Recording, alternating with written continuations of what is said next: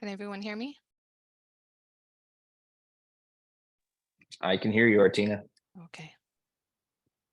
All right. I think we're doing pretty good. I think we'll go ahead and get started. Thank you everybody for joining us this afternoon. It's a hot one out there. So today is, we're going to be doing a presentation on urgent drinking water needs.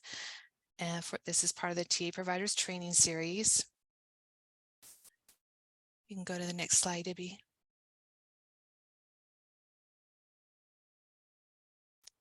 We will ask you to hold all questions until the end of the presentation, which will be indicated by a Q&A slide. At that time, there will be two ways you can ask a question. One will be to raise your hand, or you can drop your question into the chat. And then now I'd like to introduce you all to Matt Pavlicek. He will be our presenter today for the Urgent Drinking Water Needs presentation. He's a senior engineering geologist for the Urgent Drinking Water Unit. And I'm going to let you take it from here, Matt. Great, thanks, Artina. We can go ahead and go to the next slide, AB. Yeah, so good afternoon, everybody. My name is Matt Pavlicek. As Artina said, I manage our emergency drinking water program. We also cover the cleanup and abatement account, which can also be utilized for urgent drinking water needs funding. I just wanted to start by giving a quick overview of what we're going to touch on today. So obviously, purpose of this training is we want to be able to provide kind of a good overview of our urgent drinking water needs funding program for our technical assistance providers, especially since you folks work so much with the various water systems and help them not just apply, but also implement these kind of projects. And there are also some kind of newer things that we can utilize our urgent drinking water needs application process for that we also wanted to touch on. We'll start by going over kind of what the role of local government is versus the State Water Board in terms of responding to and funding emergencies. We're going to go over the urgent drinking water needs funding process and what a technical assistance provider's role would be in that. And then highlight some unique project examples. I think most people are always aware of using urgent drinking water needs for bottled water or hauled water, or some really short-term, straightforward interim projects. But we have a couple unique examples that highlight some of the other things that we have done with our urgent drinking water needs funding. And then at the very end, we'll have time for answering some questions. So next slide, Eddie. So again, I wanted to start by touching on the roles and responsibilities in emergency response. We've run into over the years a lot of confusion over what our role as the Division of Financial Assistance with the State Water Board should be in responding to emergency needs. So this language is from our web page. We also have a version of this that's currently in our draft fund expenditure plan for the Safe and Affordable Drinking Water Program. But basically, the key takeaway is that local government is usually best positioned to provide immediate help when responding to emergencies. All emergencies begin at the local level, and that immediate relief, such as bottled water, hauled water, and kind of equipment needs, a lot of times the local government is best positioned to provide that relief. So under the state's standardized emergency management system, typically we would like to see that the local governments requesting assistance and resources from progressive levels of the state's emergency management organization, as each of those exhaust kind of their resources. We work closely with the Governor's Office of Emergency Services, and they're able to instruct the water boards, or they instruct us to follow this standardized emergency management system process during emergencies and disaster operations. And this allows the regional and state organizational levels to respond and provide the required support. I think the important thing as well is for public water systems and any technical assistance providers that are working with public water systems and responding to larger scale emergencies, they should still be going to their regulatory authority. When a public water system sends a request for assistance, whether it's monetary or for direct need, to their local Office of Emergency Services, they should also simultaneously be notifying the State Water Board's Division of Drinking Water for this request. And this really allows for funding assistance to, one, follow the SEMS organizational levels, but also for kind of timely management of the request on the water board side for situational awareness, and so that we can assist where necessary. Next slide, please. So having touched on that, we're going to start out by going over in general, what eligible applicants can apply for urgent drinking water needs funding directly, and then touch on some project examples and eligible costs. So in terms of eligible applicants for urgent drinking water needs funding, a direct recipient of the funding could be a public agency that serves a disadvantaged community. This would include public school districts. We can also fund tribal governments that are serving a disadvantaged community, not-for-profit organizations that serve a disadvantaged community, or disadvantaged households. We do have a lot of programs that we've implemented with nonprofits that are able to directly support domestic well users and state small water systems. We can also fund community water systems that serve a disadvantaged community. And I know everybody on here probably knows this, but a disadvantaged community is defined as a community with an annual median household income of less than 80% of the statewide average. I briefly touched on it, but I just wanted to point this out again, that state small water systems and domestic well users, like individual households, are not directly eligible as recipients of funding from the State Water Board. And we would need an eligible entity that's willing to step in to be the recipient of funding, to then pass that through to those households or state small water systems in need. We do have a countywide and regional funding program that is available for counties or other nonprofit partners to apply to implement programs that can directly assist those eligible households. But those households or state small water systems would not be able to apply directly for our urgent drinking water needs funding on their own. Next slide, please.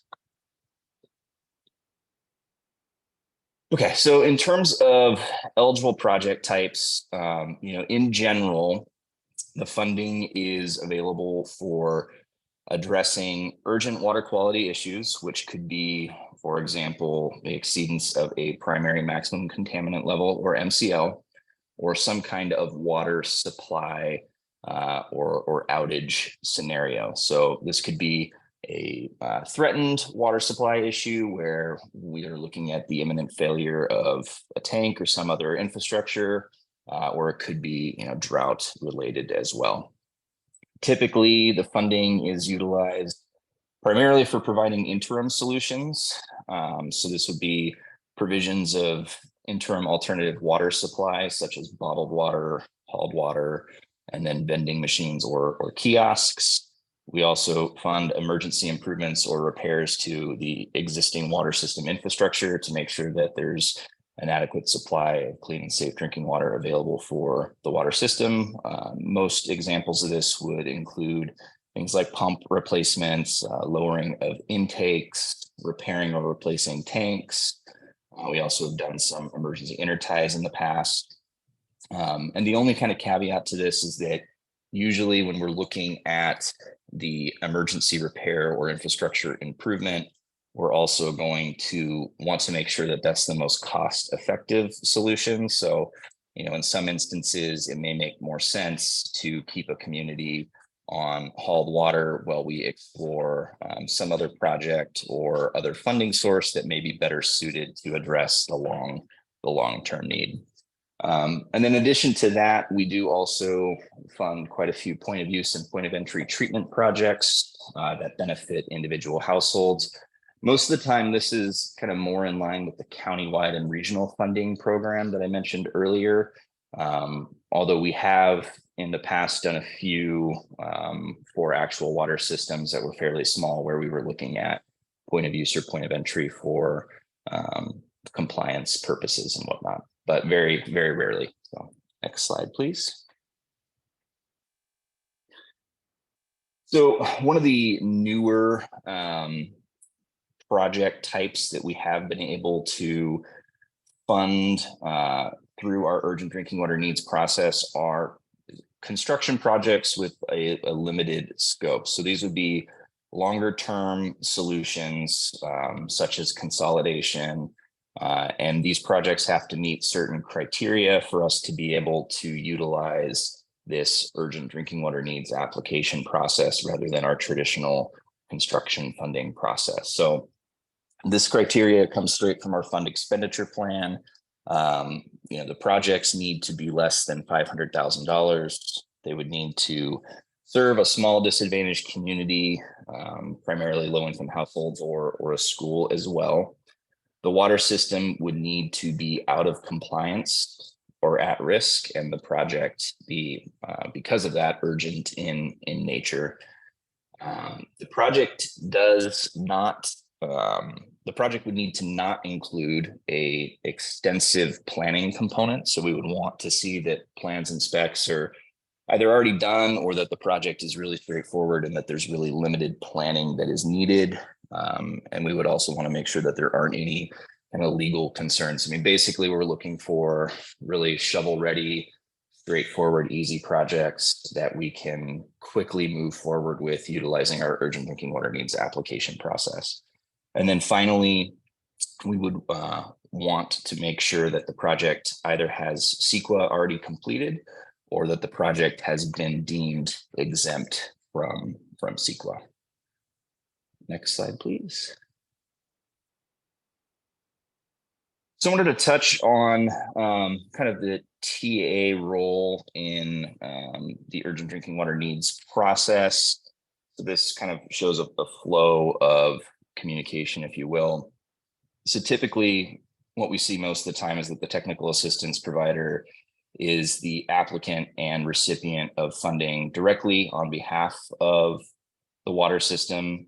In this scenario, the technical assistance provider would be responsible for preparing and submitting the urgent drinking water needs application, and then actually being a direct recipient of the funding and the funding agreement and implementing the project. So in this scenario, all of the communication and whatnot between the state and the TA provider would be occurring, and then the TA provider would be working with the system kind of, separate from that. Obviously, it requires the water system being a willing participant in this, but, we see this a lot, especially in areas where a system may lack the financial resources to go through a reimbursement process.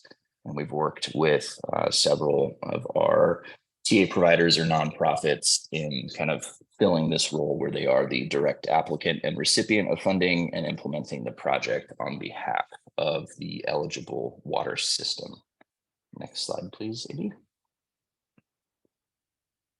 So the second scenario is where the technical assistance provider would be working with the water system to help put together the application and assist with the implementation of a project, but is not actually the direct recipient of the funding.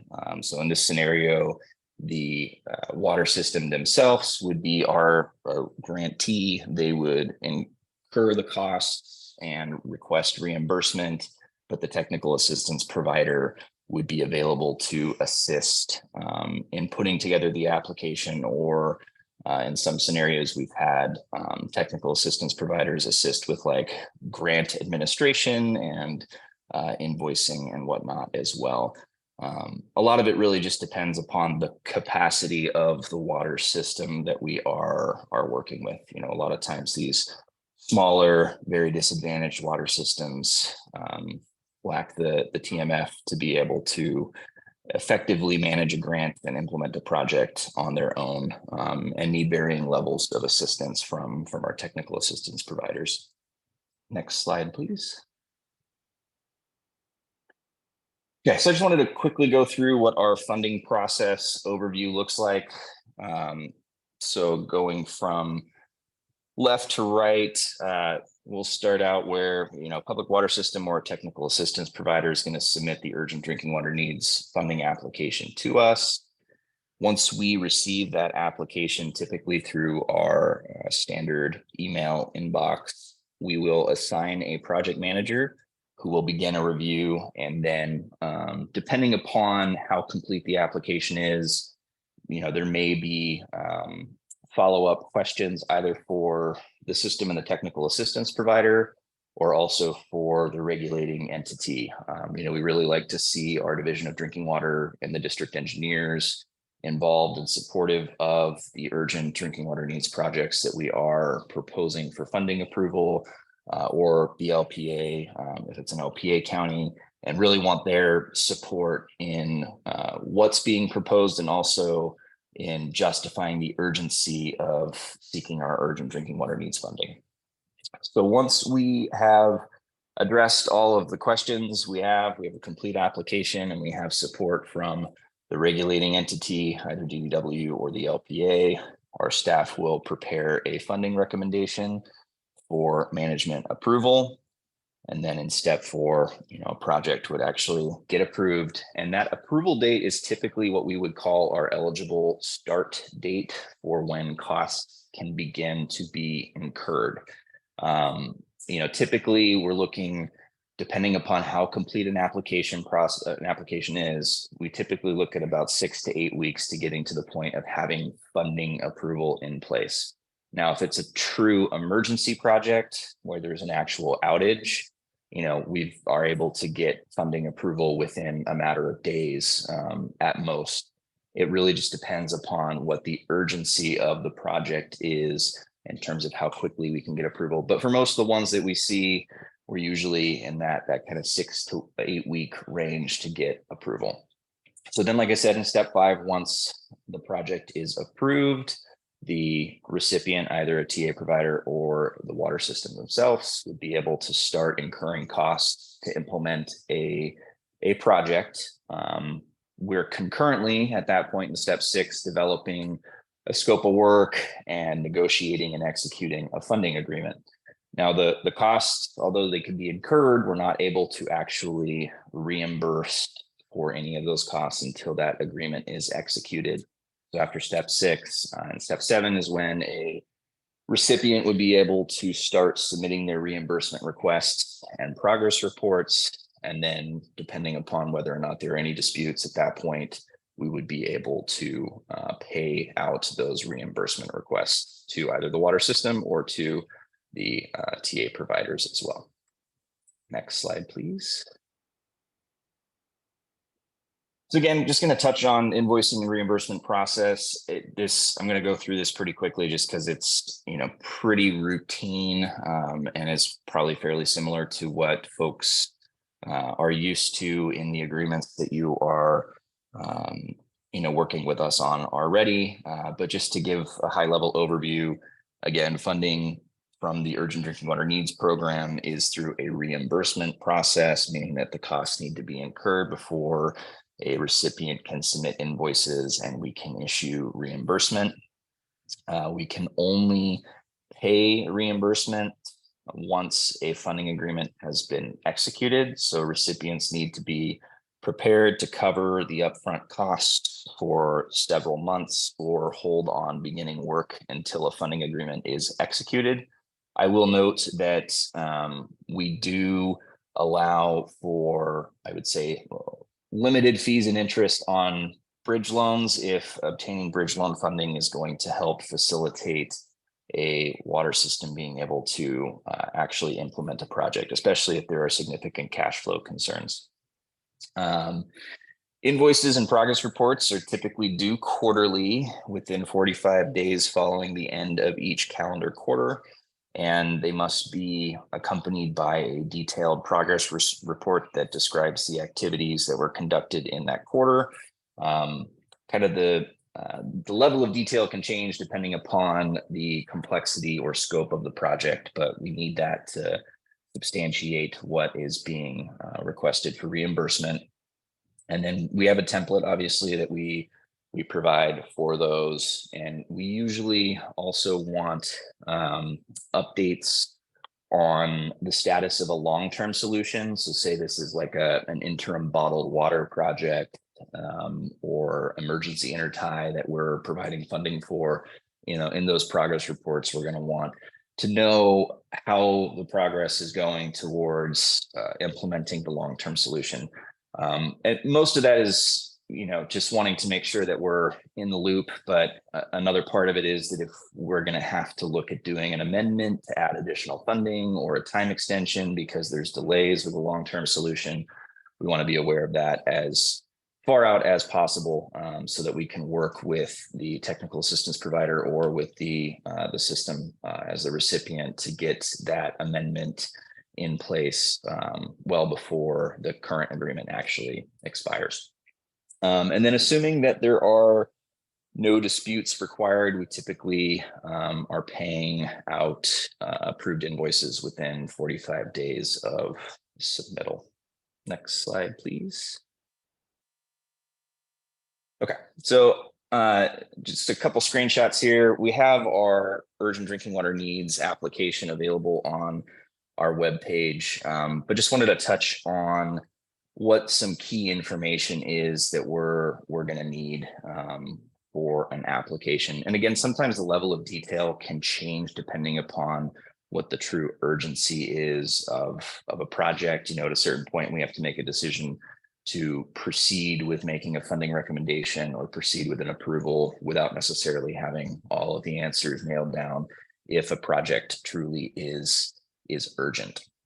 So the urgent drinking water needs application contains pretty much all of the information that's going to be needed for applying for funding. The biggest thing that I wanted to note is that on the last page of the urgent drinking water needs application, we do outline some specific requirements based on project type. So like if it's a bottled water project, what specifics are we looking for in an application? If it's a emergency tank project, are there any other unique pieces of information that we're looking for? Is there anything that we're going to need specifically on reserve capacity of the water system, things along those lines? So very important to look at the last page of the application based on what type of project is being proposed to make sure that if there's any kind of unique supporting documentation that's needed, that you guys are able to include that there. And then typically we will provide a copy of our budget template. And the template is really kind of a guide for you to put together your budget, but the line items definitely need to be modified based upon the proposed scope of work. So it's really more of a guide to help pull together the budget detail, but it can be customized for the project itself. Next slide, please. Okay, so just a few more details on what we're looking for in the application. Really, it's a lot of high-level summary and overview of information regarding the community that's in need of assistance, population, median household income, number of connections, things along those lines. We're looking for as much information, a summary of what the water quality issues are that they are facing or what the water supply issue is. We're also looking for any details regarding the status or plan for a long-term solution, or we also like to know if what's being proposed for our urgent funding is actually the long-term solution. If repairing this pipe or replacing this failed tank is going to be the long-term solution for that community, then we're going to want to know that in the application as well. And then, as I mentioned, the detailed budget template that is provided by our staff. To substantiate those costs in the budget, we do typically like to also see cost estimates from either vendors or subcontractors be included in the application package. And then when doing budgeting for like an interim solution project, usually we're looking at like initially approving 2 to 3 years of funding. Even in a scenario where, say, we're estimating that the long-term solution, let's say it's consolidation, is 5 years out, really there's so many variables at play and costs can increase and different things can come up. We usually like to do is try and initially budget an approval for like a 2 to 3 year window, knowing that we will come back and amend the agreement to either add scope, add funding, or extend the work completion date to better align with the long-term solution. But the idea being that as we continue to work towards it, those dates are going to get refined. A year down the road, a year and a half down the road, we're going to have a better idea of when that may actually be completed, the long-term solution. So we just like to use that from the get-go as kind of a budgeting tool. Okay, next slide. All right, so now I just wanted to touch on some of the general eligible costs that can be reimbursed for under our urgent drinking water needs funding. This is kind of, most of this is aside from like the actual project costs, but typically we would be looking at being able to reimburse any direct staff time that's spent on the project.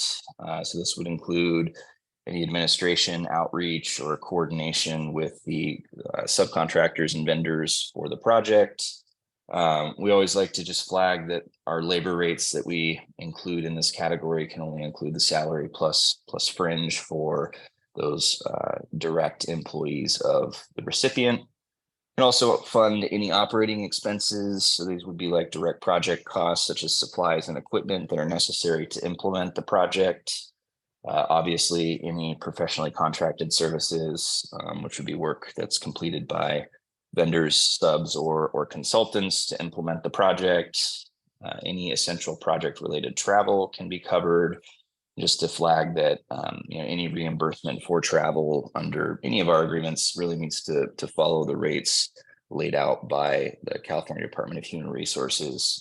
And CalHR has a page that outlines all of those. And then we can cover indirect costs. So these would be like non-project specific costs that are just kind of costs of doing business. We just ask that these be kind of clearly broken down as to what's included in indirect, and then do have some more specific guidance in our fund expenditure plan when it comes to indirect as well. Next slide, please. Okay, just wanted to quickly touch on some specific eligible costs for a few different project categories. So when it comes to bottled water, obviously we allow for the purchase and delivery of the bottled drinking water. We use a maximum allocation of 60 gallons per household per month. Usually what we see are 5-gallon containers are typically what's utilized, and then we allow for 1 hand pump per household. And in general, for bottled and hauled water projects, we're usually looking at communities with a population that's less than 1,000 people for these types of projects. Once you get over that, the complexities are, they become very complex. They're very difficult to effectively implement. And that number does come from our fund expenditure plan as well. For hauled water projects, we are allowing for the purchase and delivery of hauled water. The hauled water must come from a permitted source and then also be hauled by a certified water hauler. And for budgeting, we're usually looking at a maximum allocation of 50 gallons per person per day. I will note that we can go above that and very often do, but usually we're looking at it primarily for situations where we have a community with an outage that relies on swamp coolers, or if we have a community that has known leaks and we need to provide some additional hauled water to ensure that they have an adequate supply. And then emergency repairs, any of the construction costs are obviously covered, but wanted to just flag that we can cover the purchase or rental of any equipment that's necessary to complete the project. And then for point of use and point of entry projects, some of this just depends if this is for individual households or is being used kind of more for interim purposes for a public water system. But we're typically able to cover any pilot testing that's necessary, the purchase of the actual point of use and point of entry devices themselves. And then usually we set them up with a 2-year maintenance plan from whoever the vendor is that's providing the point of use devices. That's typically how it's set up so that those households that are enrolled under those types of programs are able to ensure that they have clean and safe drinking water for the near term. Next slide, please. Okay, so this is just to give the scales kind of hard because you're looking at the whole state, but basically we just wanted to highlight that with our urgent drinking water needs program, we're working with households all across the state and all varying types of projects in terms of scope, scale, and complexity, and also varying types of communities, from very small 20 connection, severely disadvantaged community in the Central Valley to a town like Fort Bragg in the North Coast. Very, very different levels of need, very different kind of technical, managerial, and financial circumstances for these systems. So the projects can be quite challenging. Next slide, please. So again, like I mentioned earlier, just wanted to quickly touch on a couple unique projects that we had. First one is a desalination project that we funded for the city of Fort Bragg up in Mendocino County. This one was early on in the drought. I think I'm going to say this was summer of 2021. They had a threatened water supply issue due to the intrusion of seawater into their surface water intake. And the scope of the project basically consisted of purchasing a skid-mounted desalination system to pre-treat the brackish water in their intake area during periods of high tides, given the low flow from the Noyo River, causing this intrusion of seawater. Total project ended up being just under $700,000 for this one. And it's a really good example because I think we received the application in May of 2021. We had it approved in June, executed in September of 2021, and the entire desalination plant was installed and operational in October of that same year. So really quick turnaround to get it approved, executed, and the project implemented. Really unique project, and it also required a lot of coordination with various stakeholders from the city to the county to our regional water quality control board, our division of drinking water, NOAA fisheries as well, because of where the intake was located in the Noyo River and given the tides and whatnot. So really, really good, unique project that some people may not have necessarily initially thought would be an urgent drinking water needs project. Next slide. Okay, another unique one. So this was for the city of Needles down in San Bernardino County. This one was a water line rupture for the city's water main that occurred within a bridge and roadway area. So the rupture of the pipeline caused flooding and pressure issues throughout the system, which caused further leaks.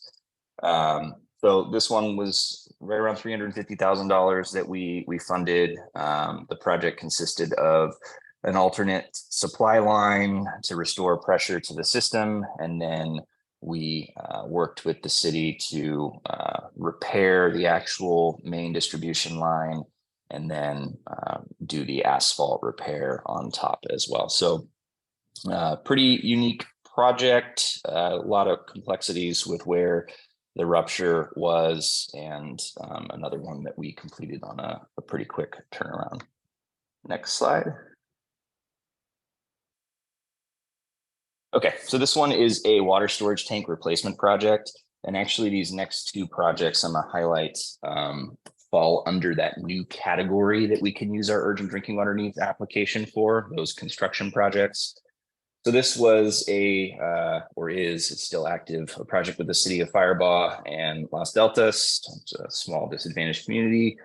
It's a failing water storage tank, and the county was actually looking at utilizing ARPA funds, but the bids ended up coming in much higher, and there was a shortage of a shortfall of funding. So we were able to utilize our urgent drinking water needs application process to approve just under $500,000 to supplement the American Rescue Plan funds that the county was using to complete the larger portion of the project.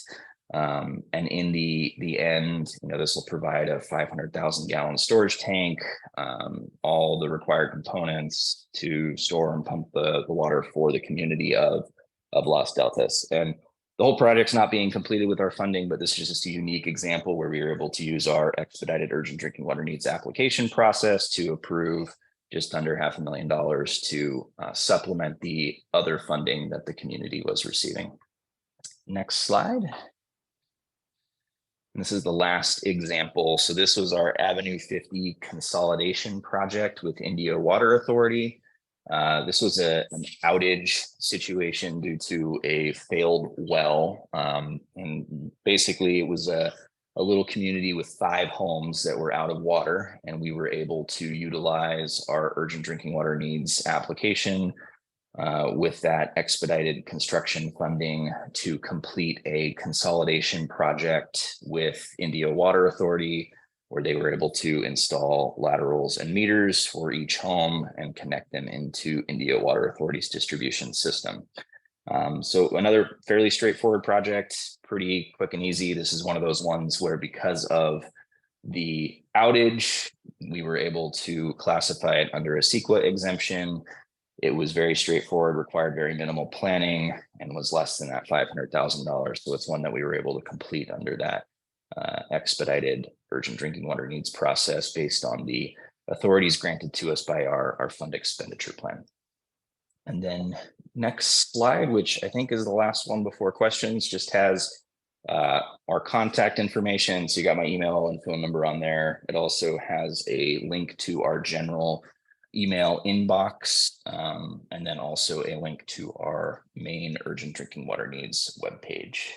And then I think with that, we are ready for any questions folks have.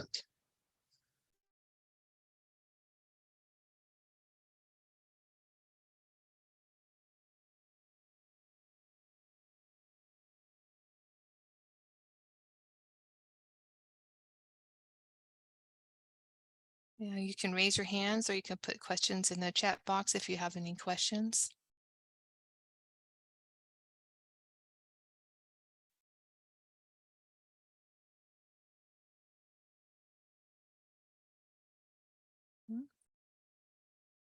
No questions?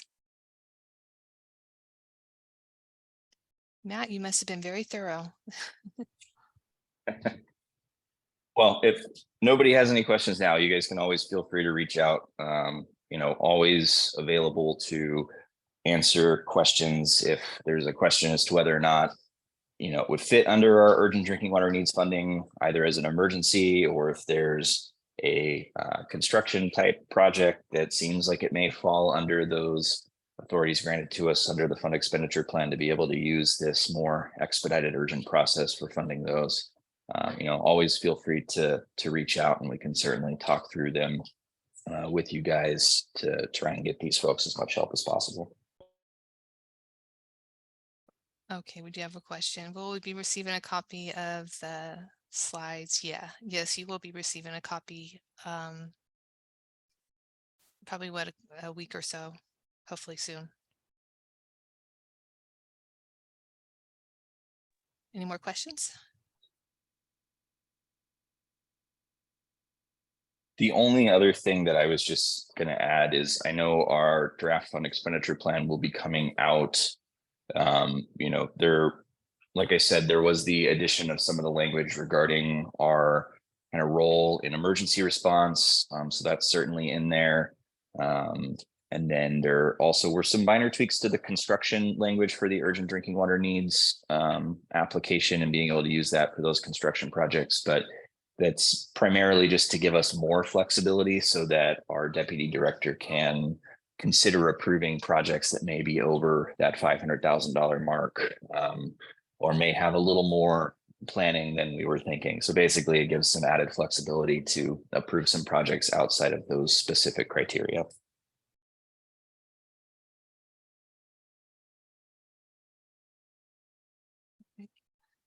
Well, thank you, Matt. If there's no more questions, maybe we can go to the next slide.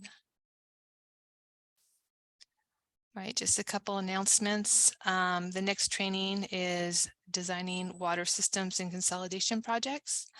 That date for that presentation will be August 28th, and that's from 10 a.m. to noon. And please don't forget to fill out the evaluation form below. This helps us to better present future presentations in the future. A copy of the slides and a link of the recording will be provided later this week. Thank you, everybody. Thank you, Matt. That was a great job. Well done. And talk to you all soon. Thanks, guys.